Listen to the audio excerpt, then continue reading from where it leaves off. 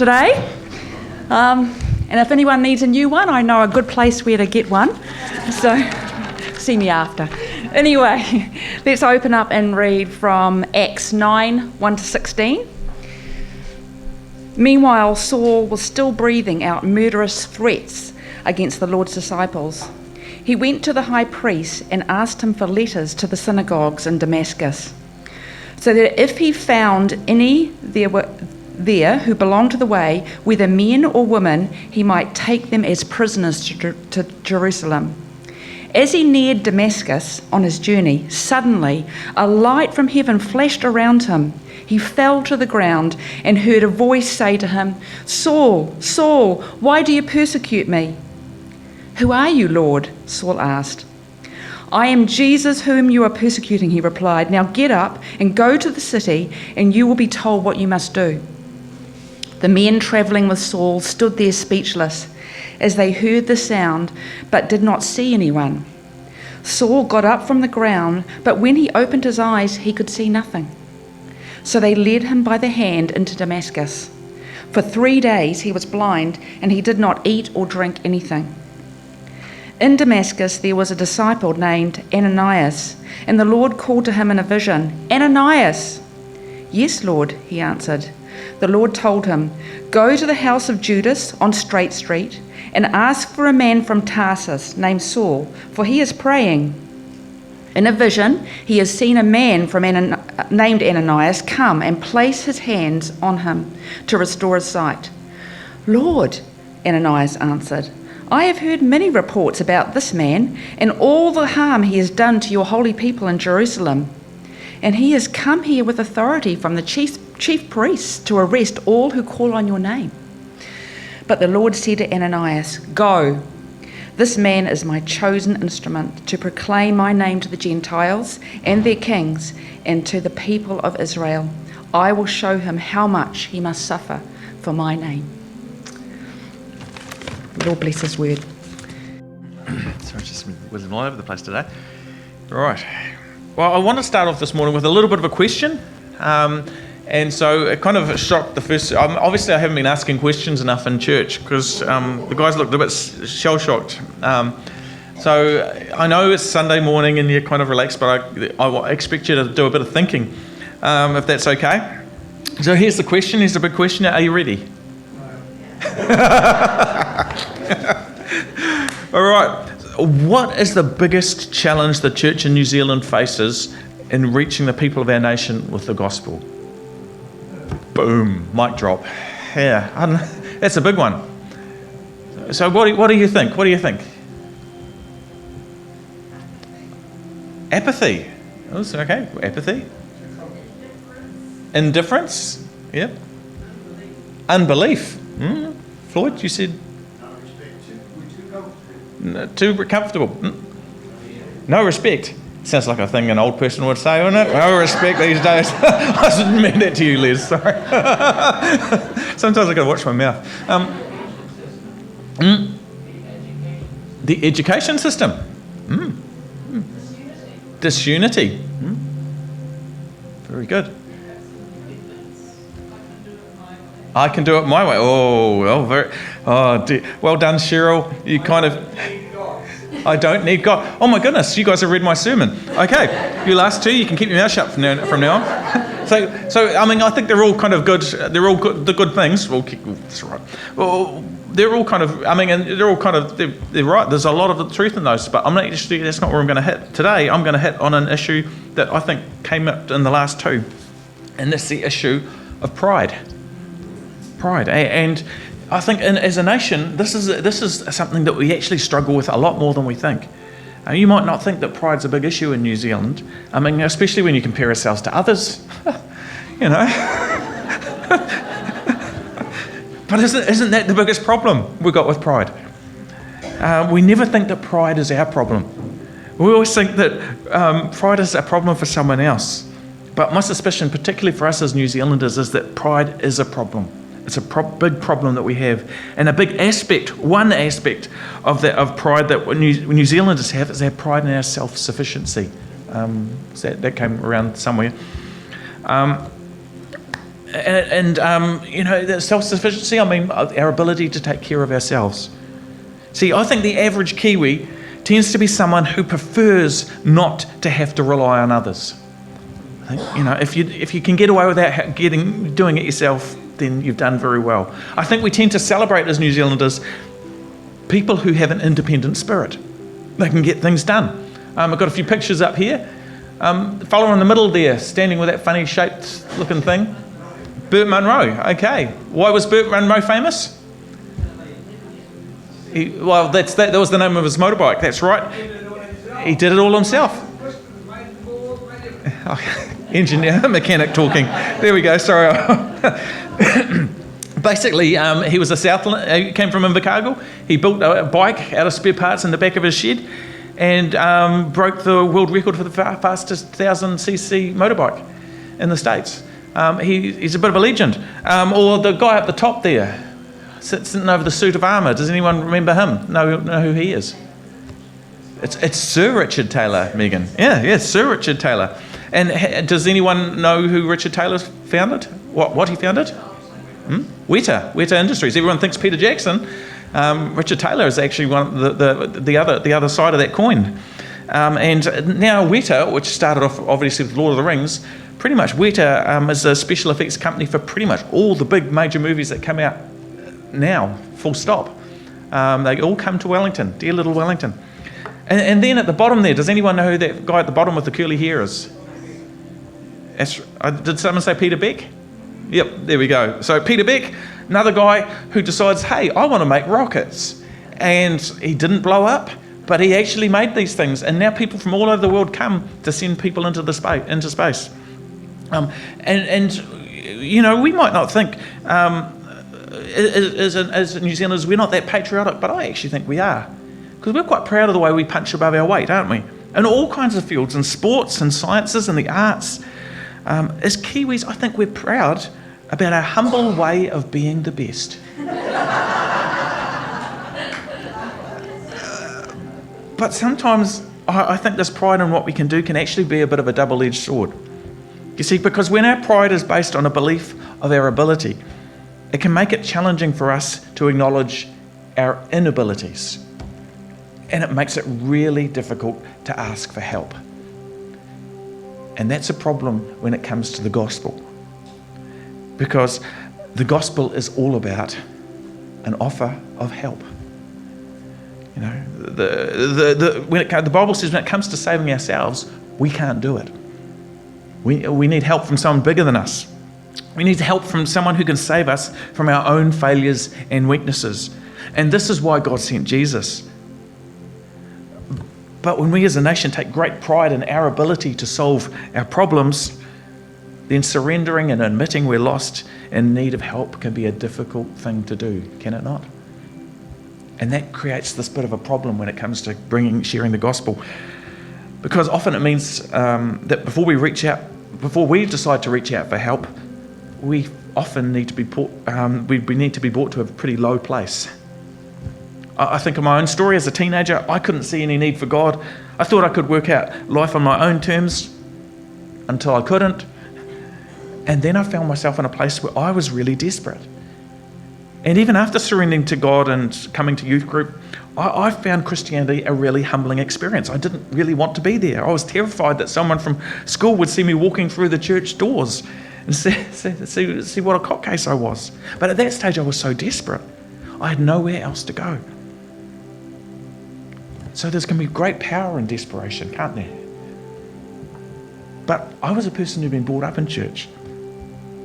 I knew what to expect. Imagine how difficult it would be if I'd had no previous experience of church at all. How desperate would I have had to be then? And this is why I'd argue that one of the greatest battlefields for the church to reach New Zealand is the battlefield of pride. Because people need to be pretty desperate before they call out for help. It can take a lot to shake us out of that sense of self-sufficiency. And especially in a country like ours where, let's face it, for most of us, life's pretty manageable. Most of us don't wake up in the morning and pray, Lord, please let there be food on the table.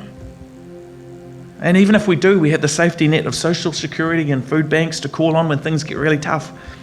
So as a rule, people in this country generally don't feel like they've got any need for God, which is a further stumbling block.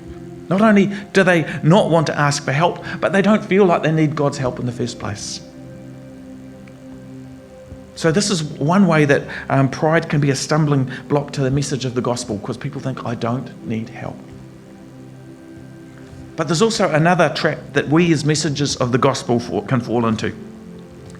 So this is on the church side. And this is where we start to believe the lie that God needs our help. And this is where we start to have an overinflated view of ourselves.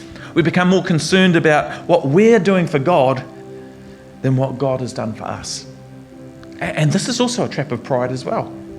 Because rather than recognise our need for God, our focus switches onto how good we are or how good we ought to be and how bad others are sometimes. And we can get consumed by the behaviours of those who refuse to recognise their need for God and start to get a little judgy on them, as if we're completely above those kind of behaviours. Now, I know you guys are all above this. That's fine. I know this is not a problem for you, but this is a problem some people have.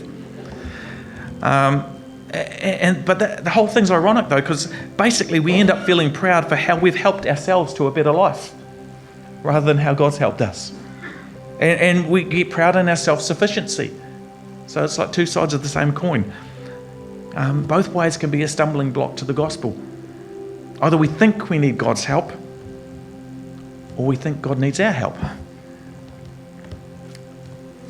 Now in Matthew 16, verse 6, Jesus warned his disciples about this. He said, guys, he said, be careful. Be on your guard against the yeast of the Pharisees and the Sadducees. And Jesus was talking about a similar thing here. What was he talking about?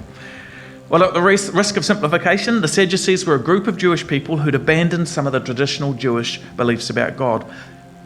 And they'd abandoned them because they understood them to be irrelevant to their modern way of life.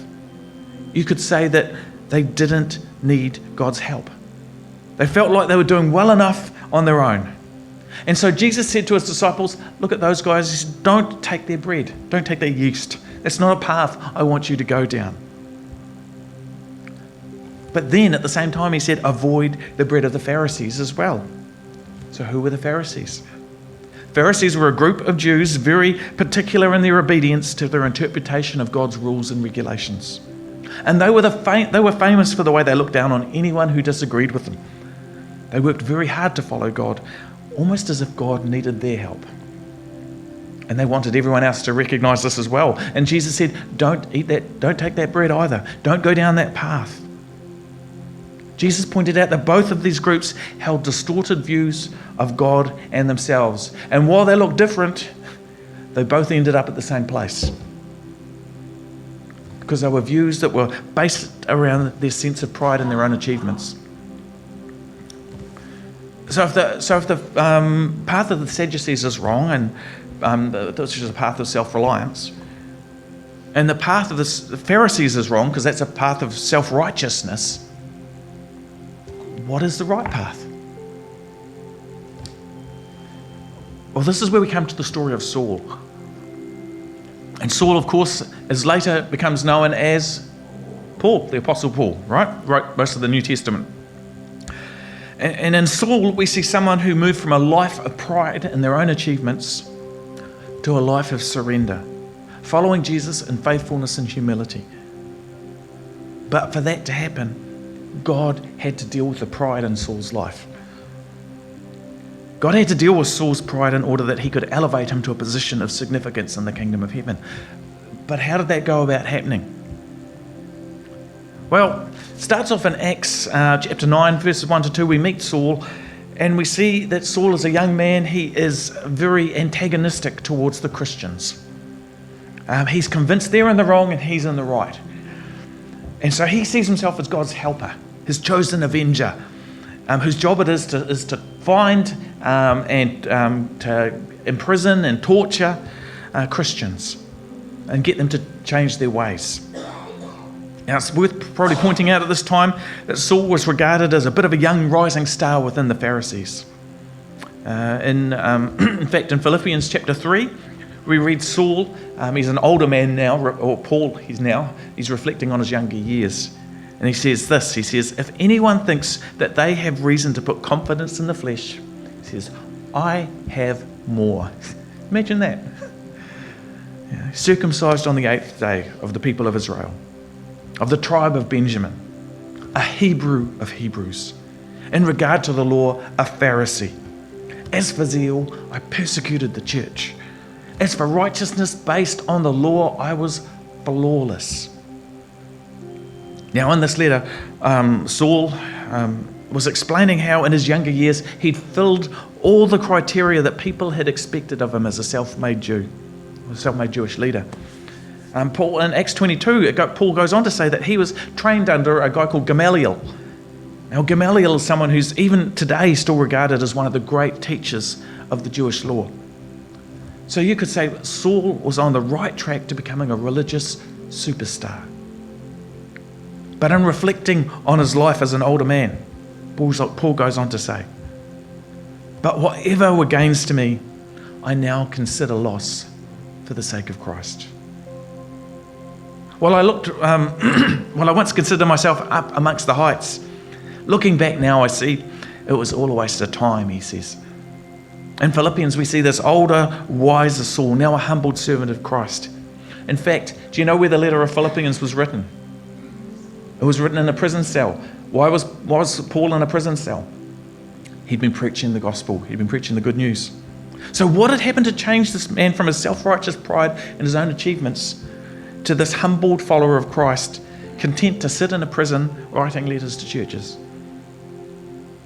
Well, it all hinged around two humbling encounters. And one was a supernatural encounter with Jesus, and the other was an encounter with a humble and faithful Christian called Ananias. Now, the encounter that Saul had with Jesus was such a dramatic encounter, it shook him to his core.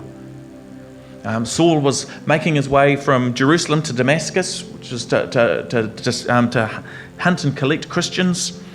And as he was on his way on that road, he was blinded by a light from heaven, and he heard a voice call unto him, Saul, Saul, why do you persecute me? He says, who are you, Lord? And the answer was, I am Jesus who you are persecuting. Now get up and go to the city, and you'll be told what you must do. Actually, there's a bit more said in this, and we actually find this if we go to Acts 26. Paul expounds a little bit more on what Jesus said to him there. And that was like the Cliff's Notes version that we see in the earlier part. Paul, in Acts 26, Paul explains it a bit more. He says, I will rescue you from your own people and from the Gentiles. I'm sending you to open their eyes and turn them from darkness to light and from the power of Satan to God, so that they may receive forgiveness of sins and a place amongst those who are sanctified by faith in me. Does that sound like a cool call? Yeah. Do you think Saul would have appreciated that? Not on your life. That was not great news for him, because Saul was a God-honouring Pharisee. Going to the Gentiles would have been the worst thing possible for him to do. You know, in the eyes of the Pharisees, anyone who wasn't a Jew was considered unworthy. Certainly not worthy of the mercy of God, not unless they really were able to prove their loyalty to God. But Jesus gave Saul a new mission. And so, shaken by this encounter and blind as a bat, Saul stood up and was led by his companions to Damascus. And there he waited, and he was completely helpless, desperately waiting for God to make his next move. And this leads to the story of another humbling encounter. And this is where the story shifts to a guy in Damascus by the name of Ananias. Now, up to this stage, life hadn't been really that kind to Ananias. He was a Christian refugee. He was living in Damascus. He was on the run from people like Saul who were hunting him down.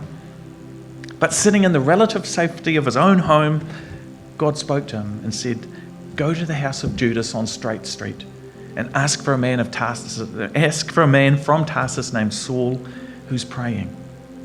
In this vision, he's seen a man called Ananias come, place hands on him, and restore his sight. And so Ananias went, sure, God, I'm off. Boom. Not quite.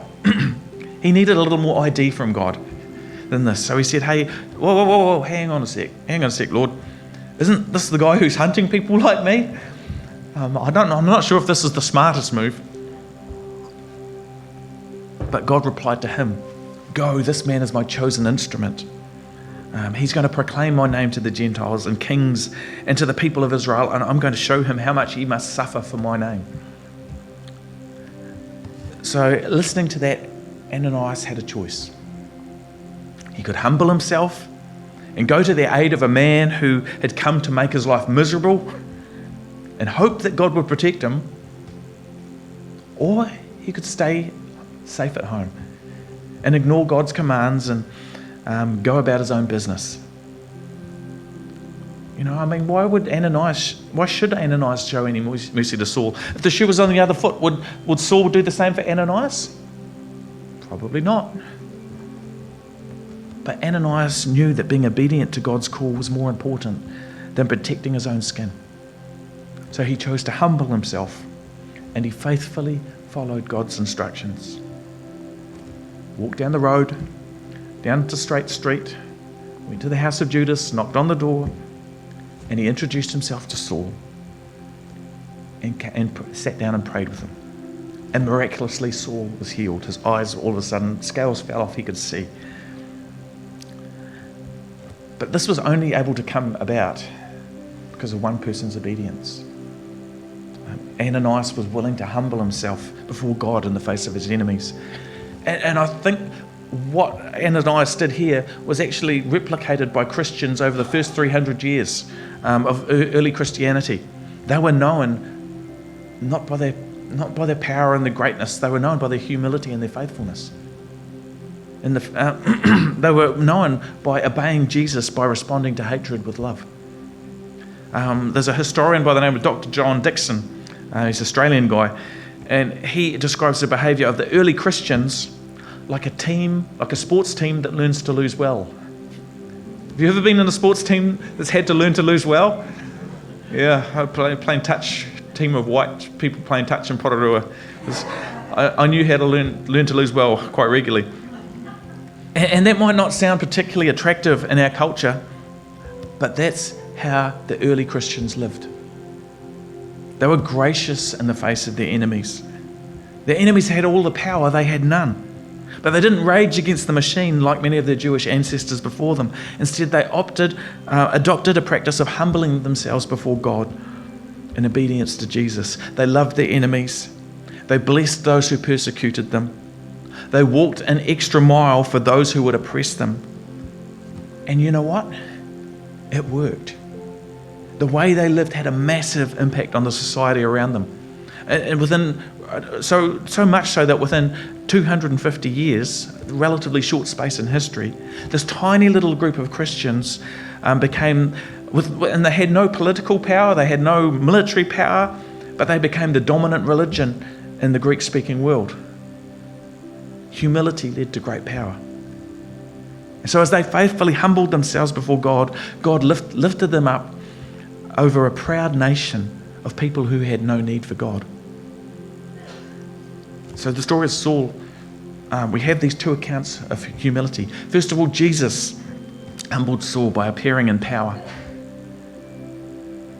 And after that supernatural encounter, Saul got desperate. But that was only the first step. See, Saul was also transformed by Ananias, a faithful follower of Jesus who was willing to humble himself. So it was these two encounters that actually convinced Saul to turn away from the road he was on and start following the Lord. From fame and success with the Pharisees to a life living on the run, sharing the good news of the gospel. So what does that mean for us? How does this shape the way we share the good news about Jesus in our communities or our nations or even in our households?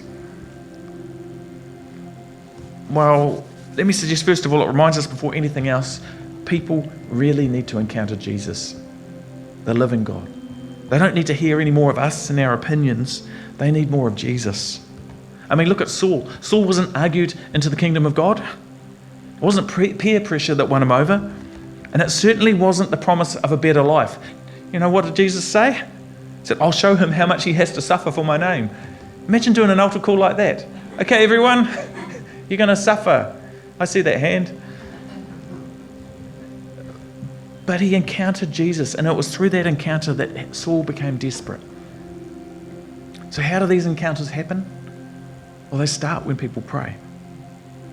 When people pray, God starts to move in the hearts of those around us. So our prayers are important. Don't give up or don't lose hope in your prayers for the people around you. I mean, I know it's easy. But it's when people encounter Jesus that they start to get serious about following him. But is that all? Is we just need an encounter? Well, not quite. Because like Ananias in this story, we have a part to play as well. We are called to be like Ananias. And what was so special about Ananias? And he was a person willing to humble himself in order to obey God. When you think about it, God didn't promise Ananias that Saul wouldn't arrest him. He just said, go and pray for him. And so he did. But Ananias could have held back and said, well, I'd like to know what it's going to look like. I'd like a favourable outcome, God, before I decide. I'd like all the facts before I make this step of faith. I don't want to risk imprisonment and rejection. He could have said that, but he didn't. Instead, he trusted God. And I think for many of us, we would kind of like God to kind of line out all the details of the things that he's going to call us to in triplicate. Would that be fair? But is that how God generally tends to lead us? No. Generally God says, here's the step. This is what I want you to do. Get going and I'll take care of the results. Like God said to Abraham, leave your family, go in the direction I've pointed you, and I will make you a great nation.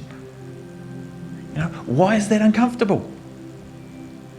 Because it's the exact opposite of self-sufficiency. Now, we're not putting our trust in ourselves when we trust God. We're exercising faith. And that's the whole point. God calls us not to trust in ourselves, he calls us to trust in him. So what's God been saying to you? Perhaps you've been waiting for some time to wait for God to point you in the right direction. Sometimes waiting patiently, it can be the most difficult part of walking humbly with God. But perhaps you do know what God's called you to do. Maybe like in Ananias, you want a little more ID before you step out. Well, if that's the case, I suggest that rather than put it off, you sit down with God and put your case before him like Ananias did. Get specific and make it clear, because God will give you an answer. Just like he did Ananias. And when he does, give it a crack. Remember Jesus said, my yoke is easy and my burden's light. Often the thing God is asking you to do is actually not as difficult as we think. We tend to think the worst. And if you're struggling with what you think God might be saying to you, bounce it off a Christian who's been down the traps a while. We've got a few of them in here. And see what they think. Sometimes when we surrender what we think God's saying to us to another, God can use us to give us confidence we're on the right track. And that's how we encourage one another and build one another up in faith. Because Jesus didn't call us to live our life of faith alone. But when we start to walk in this pattern of humble obedience as a church, this is when Jesus can use us to effectively shape the world he's placed us in. So with that, shall we pray?